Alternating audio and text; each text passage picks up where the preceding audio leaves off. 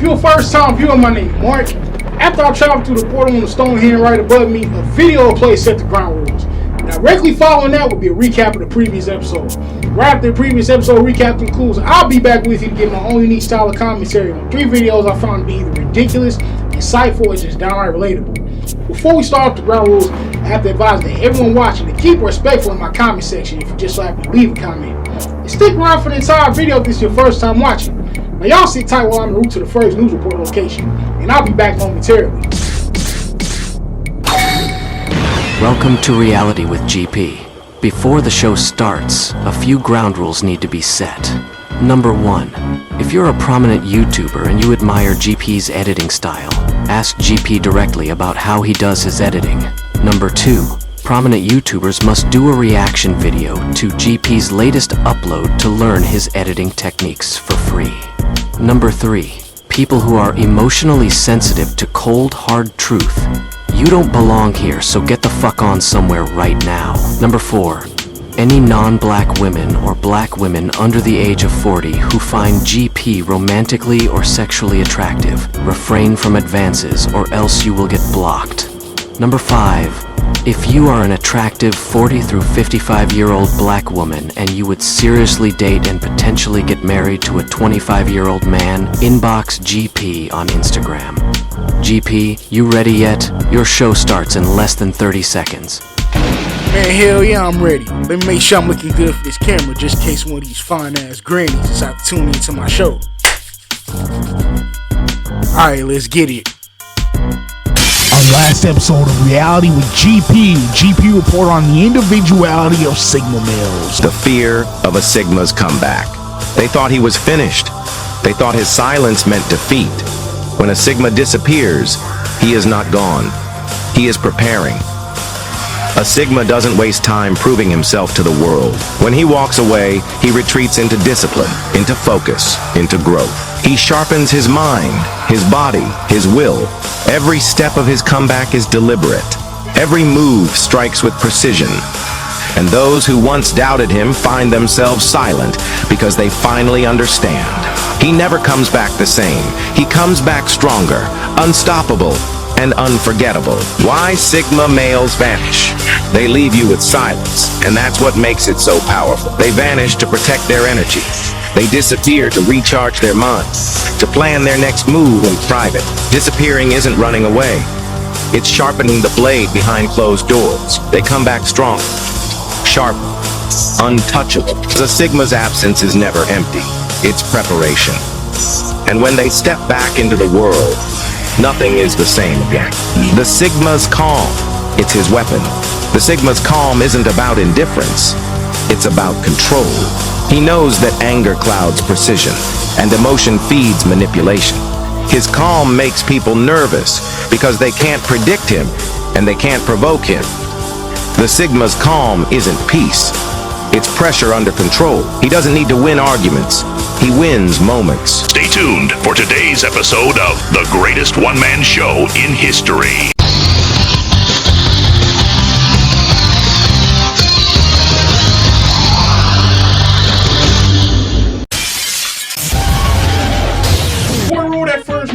Make sure to hit that like button and comment the thumbs up emoji if you like what you've seen so far and push me further to the algorithm. Now roll that first news report.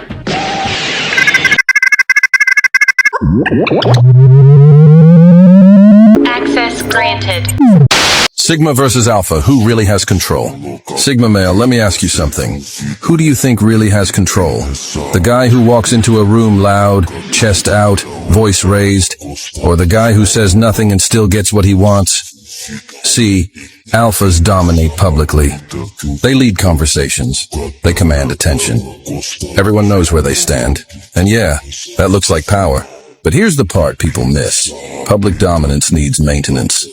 You have to keep proving it. Keep showing up, keep being seen. The moment an alpha disappears, his influence fades. Now look at the Sigma. He doesn't need the room. He doesn't need approval. He doesn't need to be crowned leader. He controls leverage, not people. He chooses where he shows up. He chooses who gets access. He can walk away without explanation, and nothing in his life collapses. That's real control. Because the person who can leave who doesn't need applause, who doesn't react emotionally. That person can't be manipulated. Alphas control moments, sigmas control outcomes. One feeds on attention, the other moves quietly and changes direction without noise. So yeah, dominance looks powerful. But leverage is permanent. And sigmas, they don't need to look in control. They already are.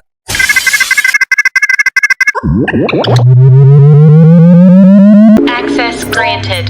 James put that video 100% right. We're also perfectly describing how Margaret type of Sigma males will always reign superior over the alpha male archetype entirely. Allow me to give an example to briefly expound on what I mean by that. Prior to this week, I took a hiatus from uploading. And during my absence, my phone would get notification of my Facebook creator page I've been getting a minimum of 6 new views every other day. Which means I was still lingering thought in the minds of my enemies, even in my absence from this platform. See, an alpha's presence has to be constant in order for their power and or influence to be persistently maintained. Meanwhile, a Sigma male's absence makes the people who caught wind of us have a deeper curiosity about us, while simultaneously making people in general who knew of us beforehand suddenly pay closer attention to us than they ever did before. Now y'all enjoy this first dose of comedic relief while I'm route to the second news report.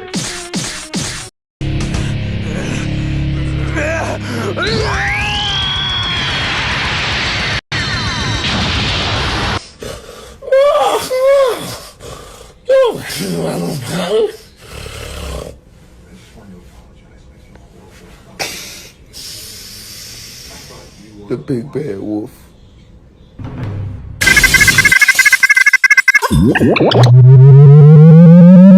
Access granted.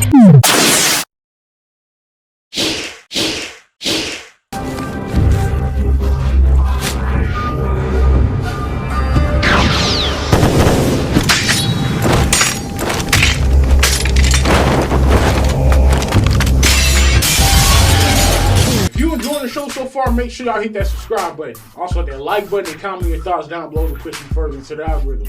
Now, let's cut the commercial and roll that second news report.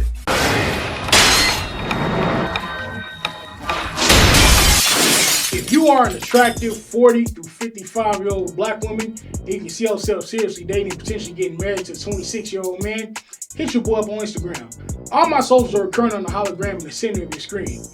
To any older women that may be watching, I hold the belief that it's my obligation as a man to ensure any woman I date feels like queen whenever she's in my presence. Meaning, if we're dating and we get serious enough to start living together, you don't have to lift a finger unless you want to.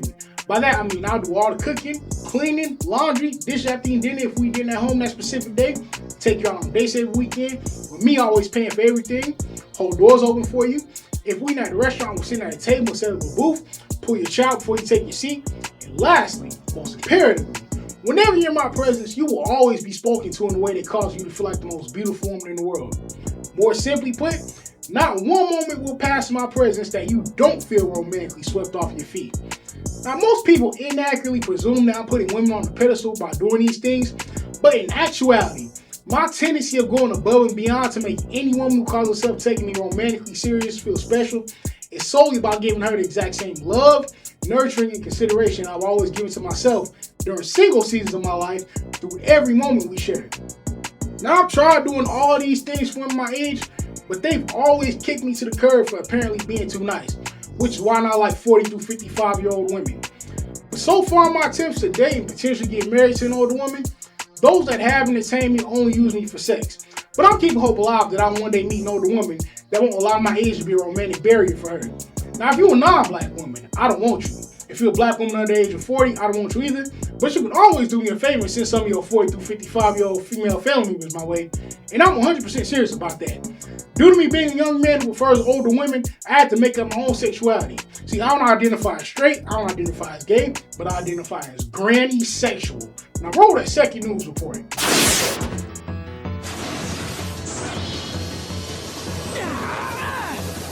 Why sigmas trigger insecurity in alpha males? Sigma male, have you ever noticed this? Some alpha guys get weird around you. They talk louder, flex more, try to dominate the room. And you're just standing there like, okay, here's why it happens. Alpha males are built on comparison. Status don't ranking. Who's on top? They need feedback. They need reactions to confirm their position. But a sigma doesn't play that game.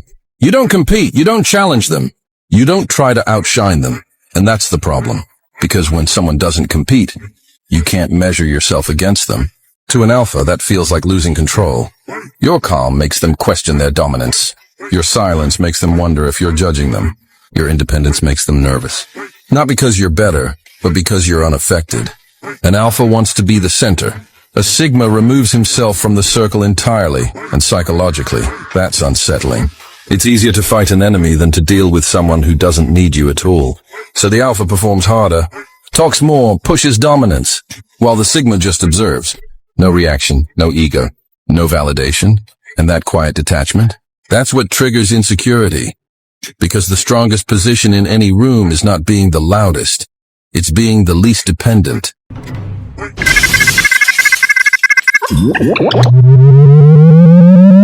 Access granted. The creator of that video spoke nothing but facts in my honest opinion. But I'll pick my commentary for this one to a similar subject matter, which would be the natural mental sovereignty possessed by all Sigma males, which stems from our ceaseless internal detachment from the hierarchy. Allow me to explain what I mean by that. See, Sigma males naturally are always solely focused on and concerned with ourselves. But due to living in a society where most people are worried about keeping up with the next person, our natural detachment causes a natural intrigue, fascination, and sometimes even a weird obsession watching everything we do and the people who catch wind of us. Now this is amplified within the hypocrisy of the alpha male archetype. Allow me to briefly expound on what I mean by that. See, most alpha males portray a philosophy of not needing validation. But if you really pick their brain in conversation, or just observe how they move on a day-to-day basis, you'll come to see that everything they say and do is solely for the purpose of validation. Now, whenever an alpha male catches wind of a sigma male, our superior levels of natural ingenuity, innovation, inventiveness, and just all-around originality makes them feel like complete losers in comparison to us. Which indeed they are, but that's a video for another day.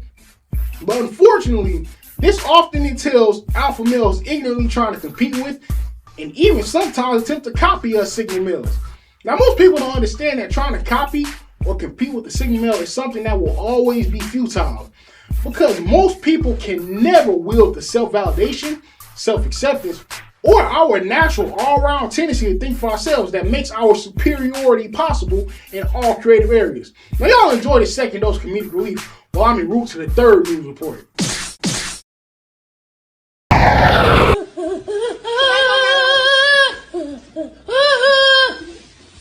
I don't know what you're talking about. You don't know what I'm talking about. No. I be having it. Who be having it? That might be the movie we be watching sometimes. Oh yeah. Y'all don't have no TV in y'all room. We can watch TV on my computer though. No.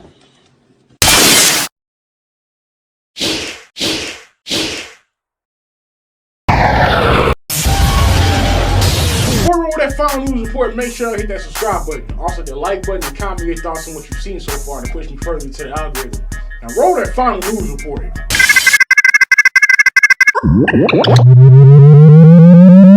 Access granted.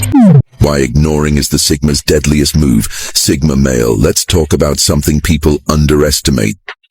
Ignoring. Most people think ignoring is childish.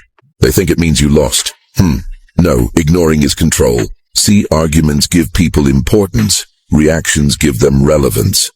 Attention, even negative attention, feeds egos. A Sigma understands this early. When you ignore someone who expects a reaction, you don't fight them. You erase them. And that messes with the human mind. Think about it. If someone insults you and you argue back, they feel seen. But if you look past them like they don't exist, now they're confused. Now they're questioning themselves. Now they're replaying the moment in their head. Did he hear me?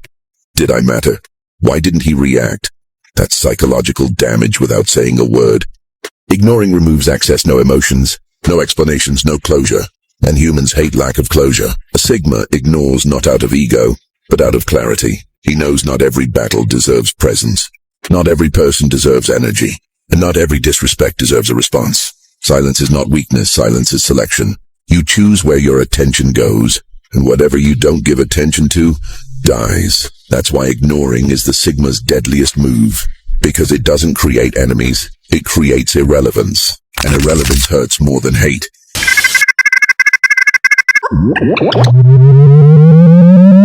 Access granted. Everything explained within that video was highly accurate in my honest opinion. but I'll say most people don't understand how imperatively this applies to all areas of conflict. Now, as a Sigma male, in cases where conflict arises, I just let whoever may have tried to start it drown in their own despair. Now, most people will scream, curse, or even sometimes become violently confrontational in the midst of a disagreement. But I'll say those people lack discipline and self-control.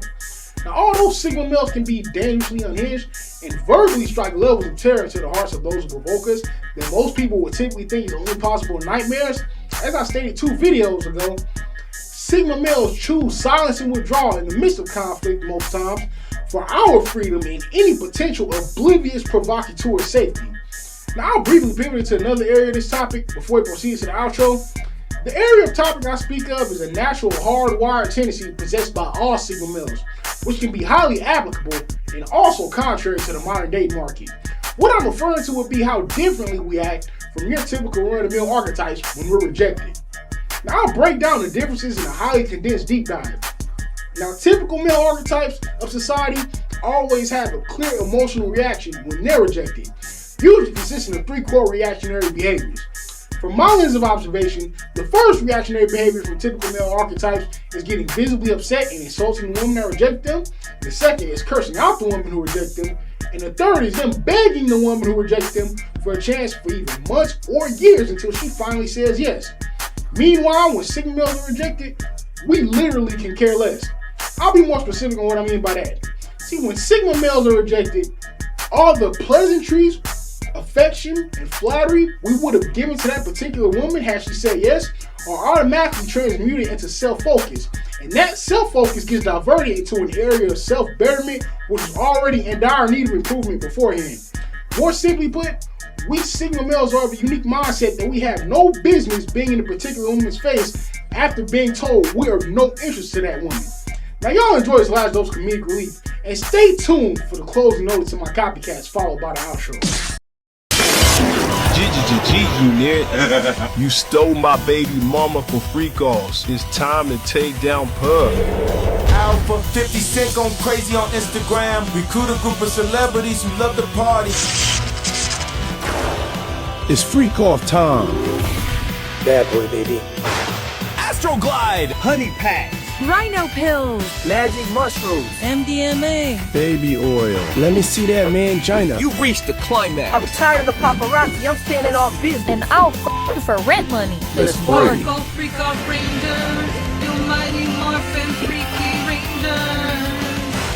Sexy, can I just pardon my manners? Before I proceed to the outro, I have to make it known that all of these idiots within the picture fusion directly in the center of your screen and other content creators within their YouTube sectors collectively chose to refuse to lend me a helping hand in growing this platform just a few years back. Now, that alone was fine with me, but my problem with these idiots and other creators within their YouTube sectors arose after they chose to constantly start making less advanced imitations of my original edits and regurgitating my talking points in a far less explanatory manner. Philip Scott started doing sci-fi edits only after seeing it on my channel and even made a whole new channel dedicated to copying my futuristic sci-fi aesthetic under the channel name AfroWire AI. Now, Danica Marie, why don't you tell your audience where you got the idea for that futuristic intro on your live streams? And I also noticed that you were watching my old videos and making entire live streams based on things I said years ago during those months when I was distracted by my twin flame. Now, help, you come off as intellectually well-rounded, but in the last 3 months when I was distracted by my twin flame, you started producing entire live streams based on things I said also. And let's not act like you didn't get the idea for your futuristic panel layout from the sci-fi aesthetic you've seen on my channel. And O'Shea Duke Jackson, let's not act like both you and Philip Scott were placing TV frames around your news reports and visuals directly behind before seeing me do it. Six the Goddess, let's not act like you didn't get the idea for your logo placed on your TV directly behind you during your commentary from seeing me do it. And Nick at Night, let's not pretend that your idea for the ambient background you stole from the YouTube channel Retro Rhythm isn't a poor imitation of the futuristic edits you see here. And let's not pretend like the outer space living room ambient background you stole from the YouTube channel Universe just last year wasn't a knockoff of the spaceship editing aesthetic I produced prior to my twin flame distracting me. Now, I've asked all of these people and other creators within their sectors nicely to stop copying me a multitude of times over the last 2 years. It's clear that these losers are trying to destiny swap with me. But I'll make this plain and simple for you losers. and other creators within your sectors that made a habit out of copying me. I'm not trying to have a seat at any of your tables, and I wouldn't care to be in any of your spots either. Due to my presence being rejected, I'm building my own table, and the only other spot at my table remains strictly reserved for the woman I married. And since you losers rejected my presence, I want no parts of what any of you have going on whatsoever, and I highly disapprove of your unauthorized plagiarism. Now, I'll give a brief side note to further point out the persistent hypocrisy of these people. 5 out of 6 of these individuals regularly make content whining and complaining about Caucasians supposedly being nosy and having a tendency to chase down the black population, making it seem as though they have an ability to leave black people alone. But you people are literally doing the exact same thing to me. I've been asking y'all and other creators within your sectors nicely to leave me alone for years, but y'all seem to have an inability to leave my channel and my creative concepts alone. Now lastly, I'll give a brief spiritual revelation about why you losers should really leave me alone. The meaning of my name, Mark, translates to being warlike, which perfectly explains the level of natural restraint I had in sparing all of you for the last few years, while simultaneously explaining why I have a tendency to take things much further than the average person if I'm ever in a situation where I'm forced to defend myself. Now, I'd advise all of you in this picture and other creators within your sectors to leave me alone, get off my channel, and stop copying me, because if it's still going on after my temporary financial bond is lifted, I'll have to see to it that my name goes down in history as the guy who single-handedly destroyed black YouTube. Now, all of you still have the opportunity to stop copying me and walk away with your foundations fully intact. But if y'all and other creators within your sectors keep on, I'll be forced to legally see to it that none of your businesses have a leg to stand on. Once my temporary financial bond has been lifted, that is. And in all honesty, none of you idiots are worth me regressing back into who I used to be prior to finding the man upstairs and potentially going back to jail over it. To all of those who watch me out of genuine enjoyment with no intent to copy or attempts to destiny swap with me, I have to reiterate that the only reason for that decline in my upload consistency was due to being detrimentally distracted by my twin flame. Now, unfortunately, I had to cut her off because she did nothing more than waste my time. But now I'm back for good with 3 videos weekly and maybe more later on down the line. And I also promise that this time I'm not going anywhere. Now on to the outro. If you enjoyed today's show, be sure to make yourself known by commenting your thoughts below. Also, hit the like, subscribe, and share buttons and ring the notification bell to ensure you stay tuned for the next episode. Most importantly, take it easy out there until GP returns. I'll catch you guys in the next one.